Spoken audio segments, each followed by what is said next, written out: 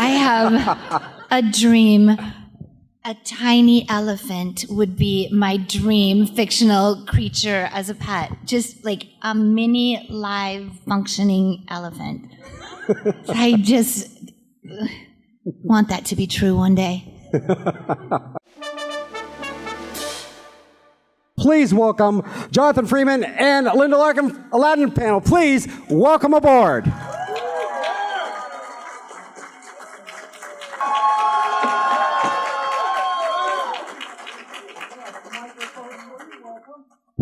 Hello, there you go. Thank you. Hello, everyone. There you go. Welcome. Thank you. We came straight from the floor. It's been really busy already, and you guys are awesome. Thank you for being here this morning already, or this afternoon. Oh, yeah? Yeah. Okay, well, we're here for it. We're here for it, and we're happy. Pittsburgh is very beautiful. I've never been before, and it's Same. a beautiful city. It is. Yeah. Have you been here before? No. Well, welcome. Thank you so much. How do you guys do very many Comic-Cons? Is this a new thing for you guys? So or? we have been doing them maybe 5 years Nice. together. I've been like doing that. them 7 years. Yeah. Yeah. You'll find that the Pittsburgh Comic-Con, these people are just amazing. It's a great bunch of folks. It's such a great positive experience. And I have a couple questions right off the bat, and then we'll get to their questions. So just some general questions right off the bat, individually. How did you get into voice acting? That's a great question. There's something in that question that I love to address. So we are actors that happen to have an opportunity to work in voiceovers. But I would say 95% of the actors that I know who work in voiceover were actors first, acted on stage, in film, in television. So voice acting, which is definitely what I do, is really just acting, but in a different room, right? So the way that I originally got into it was I was going on auditions, and this just happened to be one of them, a radio commercial, and I happened to get it. And then my agents were like, oh, she can do voiceovers. So it was sort of the gateway to a world of, voiceover opportunities. This is a hot mic. Yeah, I gotta, it's like a voiceover thing. I don't want to blow your ears out. You hear that? Pop? A little bit of pop. I can get you one with a windscreen if you'd like. That's okay. I'm a pro. I'll just, do this. Thank you. Okay. Well, I'm a puppeteer in addition to being an actor. I started out as a kid actor in Cleveland, Ohio. Not that. And so I started working as a kid actor when I was quite young, 7 or 8 years old, in Cleveland Playhouse and other theaters, regional theaters, in and around Cleveland, and I started taking puppeteering classes at the Cleveland Museum of Art. When I was very young, I became a puppeteer, and I sort of remained a puppeteer for a long time. And I don't know, when I moved to New York, it was a big thing to audition for commercials and voiceovers, and that's the way a lot of actors made money, to try to pursue the rest of their art, which, at the time, I don't know, commercials and voiceovers just seemed like extra money for extra time because it wasn't really anything important or serious, But it was actually a very, very good way to make money, so it turned out to be very important. And that's about it. And that's, I auditioned for Aladdin just like I auditioned for any other show. And other things that I did the same. What was the audition process like?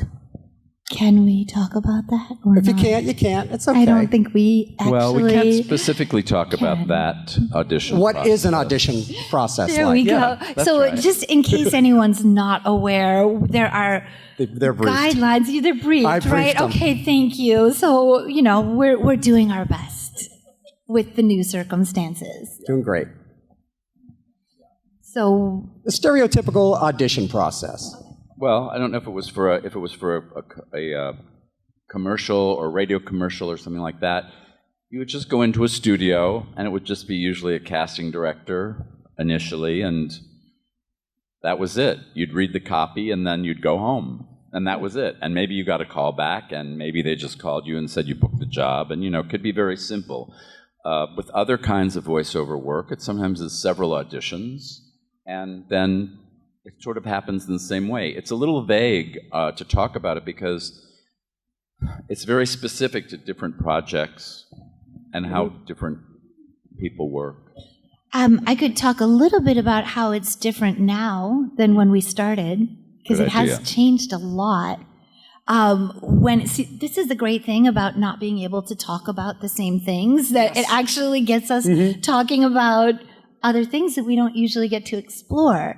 But one thing that's different now is you don't really go to auditions. You really record them on your phone yourself. It's rare that you're going into a studio with a casting director and auditioning, which is really how it was for us for the first, for me, for the first half of my career, at least. Yeah. And now a lot of people have a sound booth in their house, or... That's right. They convert like a closet into a sound booth, and it's perfect. It's very sufficient. Yeah, we have a multi-use closet because we have a small apartment in New York, and we have a quiet closet that houses my husband's guitars that he's not playing and some winter clothes, and that's where I will record an audition if I have something. The other thing that changed is, there didn't used to be phone patching, there didn't used to be technology, so you actually physically had to be in a room with someone, and usually with a reel-to-reel tape recorder until that changed. But it's been a process that has evolved over time, and it's changed a lot. We used to be flown to California to record our voiceover stuff. That's right. Yeah. But that would never happen now. But that's because we had to. Like, you really had to be in the same room with the people that you were working with. So the old style auditions would actually record your voice, they'd have people listen to it, and they would decide from there. Yes, and usually it would be one time, but occasionally there would be a callback, and in some cases it could be months of callbacks. Wow. In some very special cases. Yeah, the radio commercials and television stuff are usually more immediate. Right. Those are usually, people want it yesterday, so different from theater. So you, Jonathan, you mentioned you were into puppetry. How did that start, and what elements of acting do you use with puppetry, or do they go back and forth? Right. I recently was asked a similar question, and it's sort of, it doesn't matter what I'm doing. It doesn't matter if I'm puppeteering, if I'm doing a voice for something, if I'm doing something for television, film, stage. My process is basically the same. I start with the text. I have an idea about the character in my head, and I just begin. I don't have a lot of preparation and hocus pocus. I sort of find my way through it by, getting and digging in there, and it can sometimes be difficult. But I guess, I was about 7 years old, and there was a guy who was known as the Dean of American Puppetry. His name was George Latshaw. I don't know if anybody here even would remember that name. And he was a fantastic puppeteer, and he gave classes for adults and also for kids at the Cleveland Museum of Art. And I somehow got involved with it, and it was fantastic because you created character physically, and then you gave them movement, physical movement, and voice. So that's a pretty good way of working, actually, I find. I can find a way to do that with almost everything I do. Which leads me to the next question. How do you make the transition from theater to film to video game work? I mean, different prep, different mindset, different homework? It's actually kind of subtle, and it also depends on the project, because if it's a very exuberant, extreme character, and there's not a camera right in your face, it's maybe not, the adjustment may not be so huge. In terms of puppeteering, it's the same thing with animated stuff. There are no parameters. You just jump off the cliff every time you go to work on something. And I did a series for many years, and so you kind of you pick up a puppet if you've been using it for a long time, and it's all there at a certain point, you know, the way you physicalize the puppet, the way you use your voice for that puppet, it happens when you have the time, when you have the luxury of time to actually work on these things. It really is fantastic.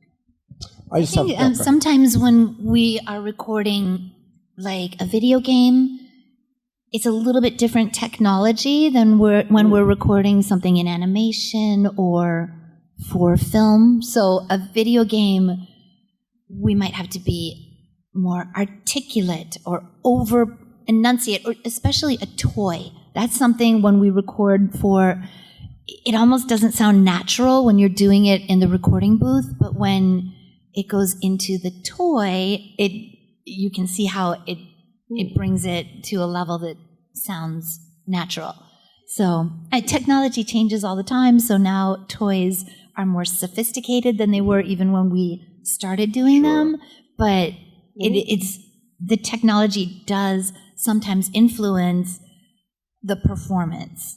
We have to adjust. And video games, too, are very sort of time-specific. Sometimes you have X amount of seconds to get something in, you know, or they want you to make it longer or whatever. And so that's all kind of hard. So I know voice acting, it's probably just as regimental. Is there any improvisation at all? I mean, I know you've worked with Robin Williams and Gilbert Gottfried. I mean, is there any kind of improvisation that goes on, or is it just like, this is Oh, really? I mean, yes, because when you're working with actors that are improvising, you also have to be improvising right along with them. Exactly. And you have responses to things that they say, so you have to be on your toes and ready to respond with something that's not written on the page in front of you. And when you're working with people whose background is stand-up comedy, it really is sort of like a wild ride. Yeah. You know, any more than two people in the studio means an audience. So it could have been we were the audience as well. Yes. Yes. Yeah, actor and audience at the same time. So we're going to get to audience questions. Anyone on this side of the room have a question, head over to there. Kyle will take care of you. If you have a question on this side of the room, head over there, and I'll be with you. We're going to do 2 questions at a time, but I have one more question. This one's for you, Linda. Since 2011, you've been honored as a Disney legend. Can you tell us about that? That is amazing. What I can talk about, I think, is that it was an honor, and it came with 4 park passes for the rest of my life to any park except Tokyo. So that part was really, really fun and special, and I get to go to the park, and I can take 3 of you with me. Me plus 3. So I have some volunteers. Okay, great. I don't live in California or Florida, so I don't get to go as often as I would if I lived close, but I go as often as I can. And I take Jonathan with me. I'm lucky. Well, we're going to get to some audience questions. Once again, everybody's been briefed to not talk about things that would violate the strike. Thank you all for your support. We really do appreciate it. Thank you. We'd be happy to talk about the strike if you have questions. Yeah. Yes. You guys are headed back to your tables after this, or do you have a photo op? We have a photo op that should be really quick. Okay. And we should be back at our tables by, I think someone said 2:15 or 2:30. Awesome. Like that. Let's get to some questions. Thank you. Thank you. All right. We have our first question over here. Your name and your question. My name is Carol, and this question is for both of you.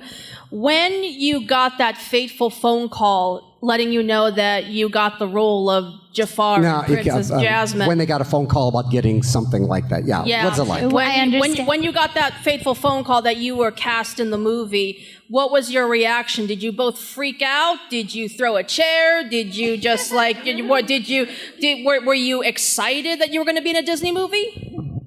Thank you for the question. Well, the way we'll answer it is when we get exciting news about a project that we really care about. It's a great feeling. For me, I was at the beginning of my career, and I was very excited. And something I do, and I have to be more careful doing that now, is I jump up and down a lot. So now I try to take it a little easy. But I was jumping up and down when I got good news in the past about exciting projects. What she said. Okay. Okay, next Thank question. We don't want them to go through a lot of chairs throwing them, so. Next question. Hi, I'm Dana. I was just wondering what it was like working with Robin Williams, if you could talk about that. We can talk about that. We can talk about Robin, and we love talking about Robin. So, Dana, thank you for your question. Well, I didn't have that much time in the studio with him, as you know, from the project. But he was a delightful person, as was everybody that worked on the project. I have to say, I can't remember a bad day.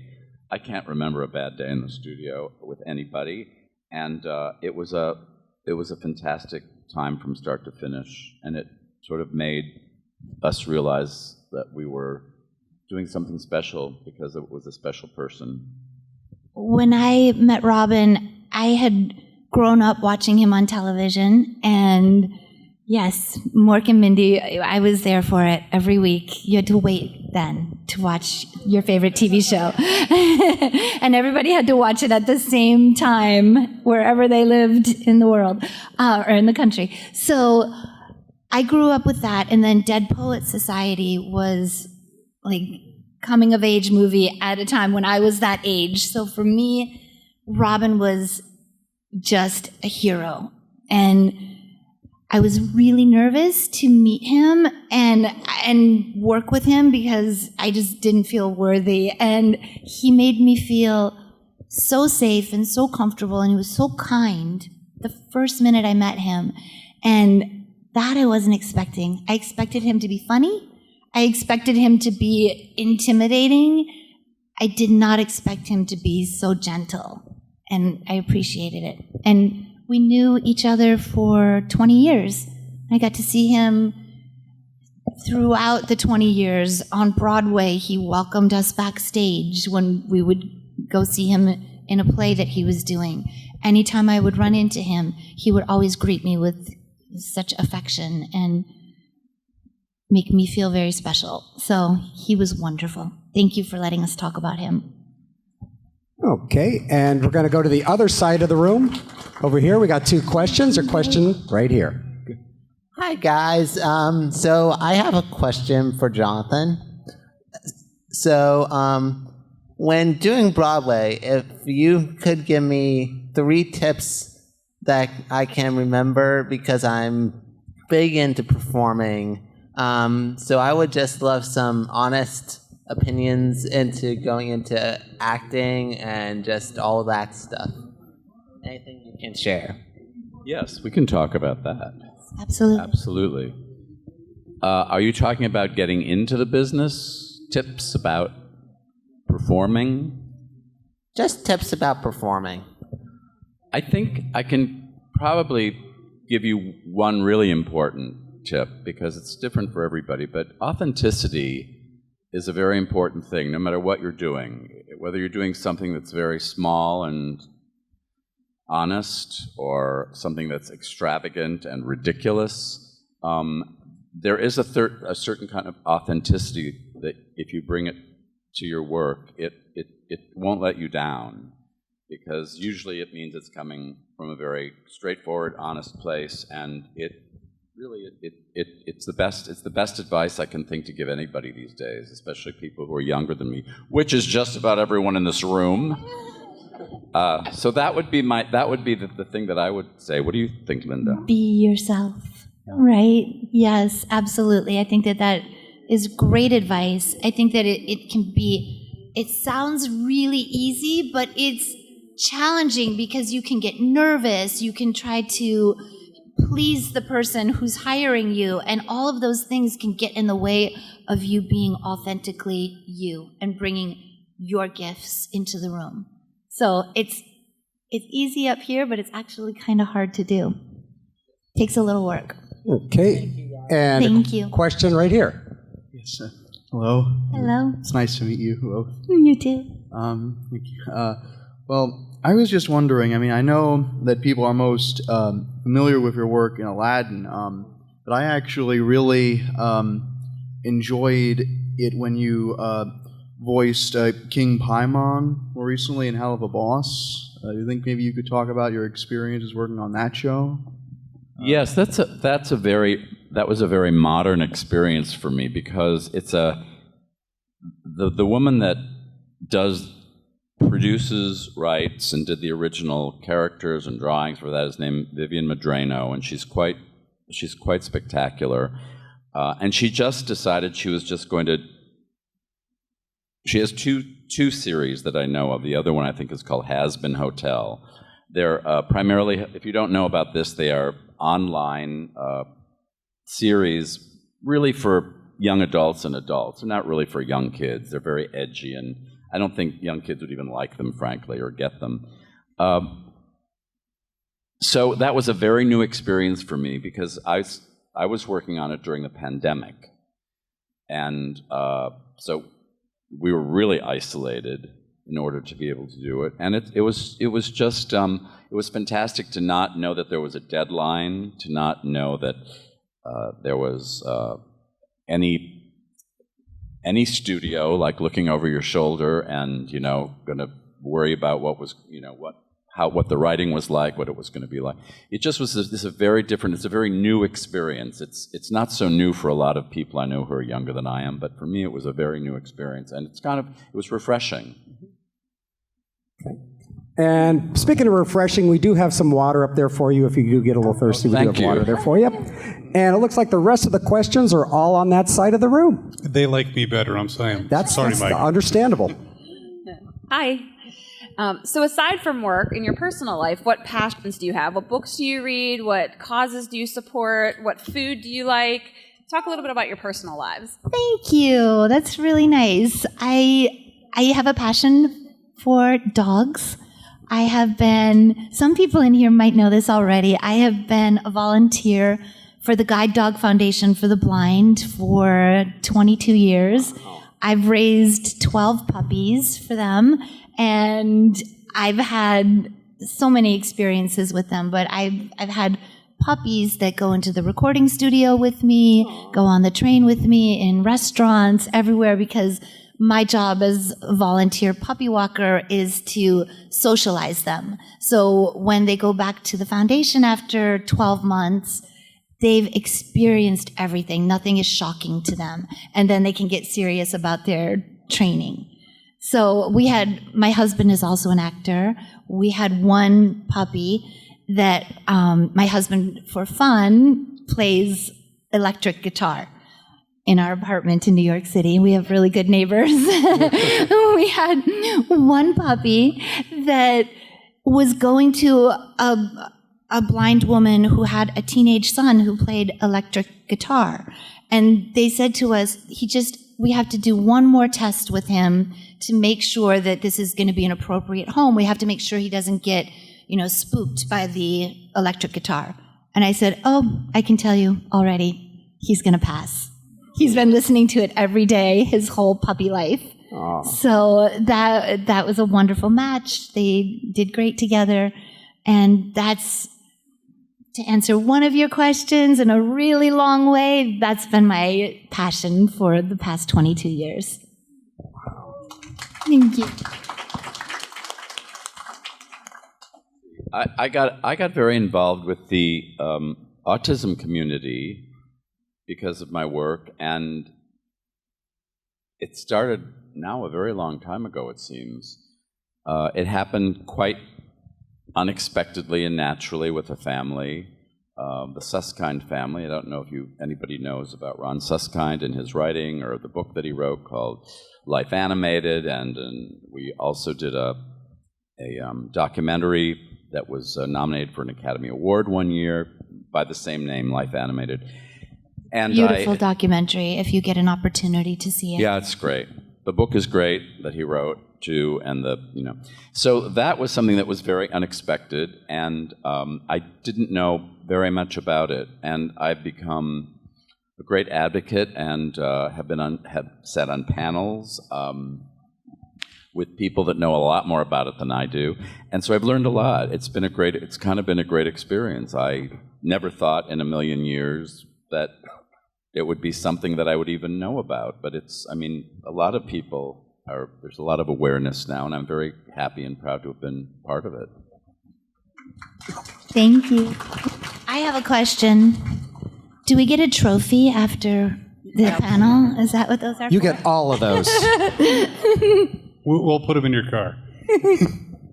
Next question. Hi. So my question is, it's more of an icebreaker question. If you could have any fictional creature as a pet, what would it be? I have an answer. I have a dream. A tiny elephant would be my dream fictional creature as a pet. Just like a mini live functioning elephant. I just want that to be true one day. How long have you known about this? I'm just curious myself. It might have come out of a certain film where they shrunk an elephant down. And it got stuck in my head as something that would be really awesome in real life. So that's my fictional creature. I don't have a fictional creature, but it's fictional in that I always wanted a pet that talked, which is, why I was always attracted to Disney villains, I think, from the time I was very young. Like, a lot of Disney villains have talking animals. Who doesn't want that? Thank you. That's a fun question. Okay. All right. Hello, Linda and Jonathan. Great to have both of you with us. So my two-part question is, my first is for Jonathan. How would you describe your experience on working on Shining Time Station? That was one of my favorite shows growing up.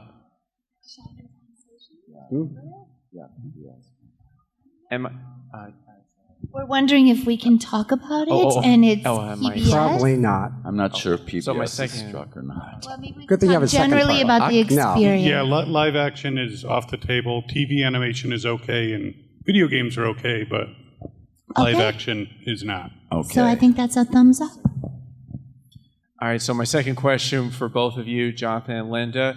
What were your favorite parts about voicing the characters Princess Jasmine and Jafar, especially being a part of Kingdom Hearts? Okay, we can talk about our experience working in animation in general, and it has been really wonderful to work in animation and all the different mediums of animation in video games, in feature animation, in television animation. It's been a really long journey for us, and I think unexpected for me. I thought I was doing one project, and I ended up doing the voice of a character for 30 years and continue to do it as well. So there've been a lot of unexpected twists and turns and surprises, and it's really been great.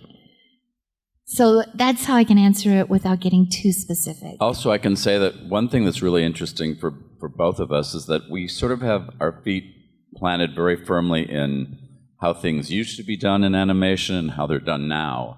And it's changed a lot over the years. We've seen a big change in how animation is done, and and we've gotten to be part of that. So we've taken that ride, and it's been cool. Okay. Thank you. Next question, please. This is a comment and not a question. When it comes to animated Disney movies, people will say Fantasia's the best or Beauty and the Beast is the best. I think Aladdin is the best animated Disney movie ever. Thank you. Right. Thank you for your comment. Thank you for the comment. That's very nice. Next question, please. He can say the names. That's right. Thank Hi, you. I'm Hannah. So I remember that you talked about improv. I was just wondering if you remember your first experience doing improv. Well, I remember my first experience doing it in a recording studio, and it was with Robin Williams. So mine was an unforgettable first experience for sure. I personally was not I was never really good at improv when I was younger. I didn't. It made me uncomfortable or something. I don't know. It's difficult. It's not so easy, and you have to sort of just let go of everything in order to be really good at it, I think. And I discovered that it was a lot of fun at a certain point in my life, thanks to a certain parrot that we both loved and adored, admired, and missed very much. It really changed things for me. Gilbert, I can say Gilbert changed it for me, yeah. Wow. Nice. Okay, got time for a few more. Hi. Oh, sorry. I'm sorry. I know, it's loud, right? I know. I have kind of a two questions, and they're kind of different from each other. In your experience working together, were you two in the same room working together recording? Were you separate? And what was the experience like with that? We were. The experience is that sometimes you're working with everybody, a lot of people. Sometimes you're working just with one other person. Sometimes you're working by yourself, and sometimes you're working with a reader, just a reader. Right, and that's those right. are sort of the... And Jonathan and I have gotten to work together a lot because we've had a lot of scenes together. So we were fortunate to be in the studio together. Depends how the piece is structured. When, second part to that, when we did television animation for this project, Gilbert Gottfried and I were in a studio alone together in New York for most of the television animation portion. And that was a great experience. It was just something special that I'm so glad I got that time with him. Everyone else was in California. Your character wasn't in that. I'm going part to of the just give journey? a shout out right now to Gilbert, because Yes. what a lot of people don't know is that he was a lovely, sweet, compassionate man, a wonderful husband, and a great Dad, father. yeah. And whenever I used to talk about this in public with him, he used to say, "You're going to ruin my career if you keep talking about me in that way." But now I can talk about him all I want. Sorry, Gilbert. And then I just wanted to ask, obviously, I'll give you 3 guesses as to what my favorite movie is, but I would like to know what your personal favorite movie is, just on a personal note. Movie, or what do you Just mean? any movie that is just your personal, like what... I want to answer this question, but I feel like we are getting into dangerous territory. Talking about. Yeah. Sorry. I'm so sorry, but if you come to the table, I'll tell you. There you go. That's a great way around it. Okay. Thank you. Once again, they have a photo up right after this, and then they're going to be doing some signing. And let's get to the last couple. Okay. Hi there, my name's Megan. Hi, Megan. I had a question in regard with working in animation. Did you have a lot of experiences working with like head animators, or was it more of like a distant process with that? I had my animator lived in Orlando, and I was recording in Los Angeles. So he got to see everything that I was doing, but it was a little bit deeper into the process that I was able to actually meet him. And I did get to go to Orlando, meet him in person, and we are friends to this day. So I have a very special bond with my lead animator. Same with me, but he was in California, and I spent a lot of time with Andreas Deja, fantastic principal animator, and I learned a lot. You can say their names. Yeah, Mark Hen. Yeah. Mine is Mark Hen. Yeah, it was just a fantastic experience working with Andreas. I learned a lot. He's still animating, I think, on his own now. But Thank you so much. Thank you. Okay. All right, we have 2 more. Hi, I'm Mary. Hi, I was Mary. just wondering, do you think you have more fun doing voice acting roles or live action roles now? For me, voice acting for sure. So it is where I feel the most free to be in a studio, to not have the distractions of equipment and waiting and all of the things that come with doing a film. Stage is another animal that is a huge challenge. I love all of those challenges and those ways of storytelling, but I feel the most free and authentic in the recording studio. And it's very comfortable. You can just show up in your pajamas. There's a lot of other hocus pocus you have to go through for film, television, theater, Thank you.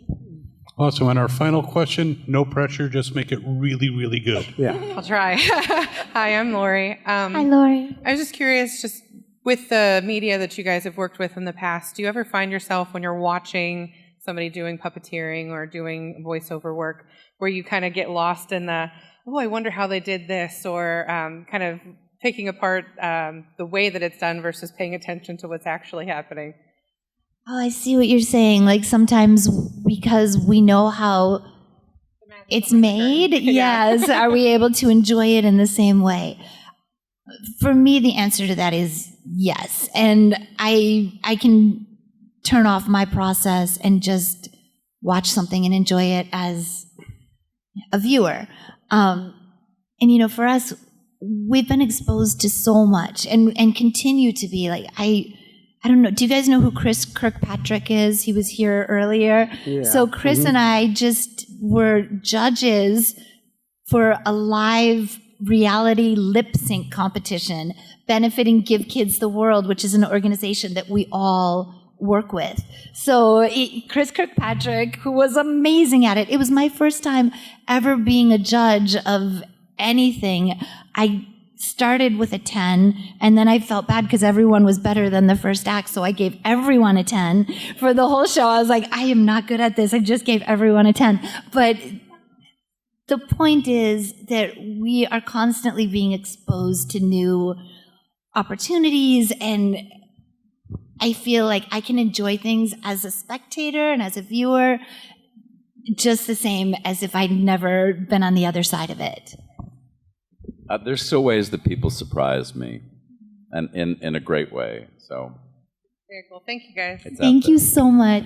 Actually, I have a quick follow-up to that. Yes. Have you ever watched something and enjoyed it so much that you went back to kind of pick it apart and figure out how they did that? Because that was such an awesome scene, or,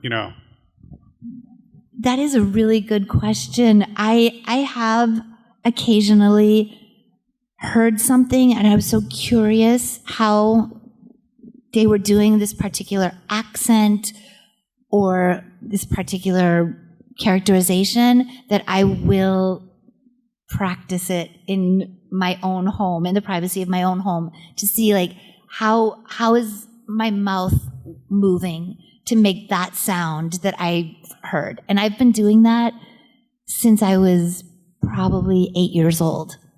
I used to drive my grandma crazy. She'd be like, stop repeating the Starkiss commercial. Like, she would just get so annoyed. It was really something that was always in me. That old-fashioned Pittsburgh dialect, in fact, Yes. is fantastic, and it's not so easy to do. You have to really key into it. Jonathan's been practicing that since yesterday. He has. He's like, did you hear that? And then he'll do it. Yeah. I love it. Is it like an old-fashioned, a different generation, or what? No? It's its own thing. A mixture, yeah. It's great. Don't ever let go of it. I mean it. Well, thank you so much for coming out. What a joy. Thank you, everyone. Give it up. Jonathan Freeman, Linda, you can do better than that. Linda Larkin, Jonathan Freeman. That video was delicious. And good for you, too. I know, I'm a doctor. And I'm also poor, which is hellaciously funny because you'll never see a poor doctor. Trust me and subscribe already. Have fun and eat another video.